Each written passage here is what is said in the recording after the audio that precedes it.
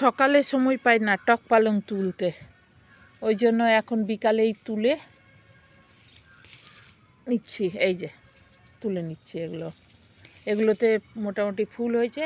এইবার প্রথম তুলব, কারণ খুব ঘন হয়ে গেছে, না তুললে উপায় নাই। এই যে প্রচুর ঘন হয়ে গেছে, আর তুলে ফাঁকা করে দিলে গাছগুলো বাড়বে। অনেক তুলে ফেললাম, আর তুলবো না, হাতে আটছে না, জায়গা নিয়ে আসেনি, অনেক তুললাম। আর এখন আরও থেকে গেছে, কিছুটা এদিক থেকেই খালি করলাম, আর এদিকে ঘন ঘন থেকে গেল। আবার অন্য দিন তুলব, জায়গা আনেনি, বাগানের কাজ করতে এসেই তুললাম।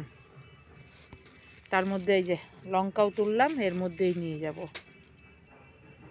এই যে অনেক হয়ে গেছে, আর এটা থাকলো।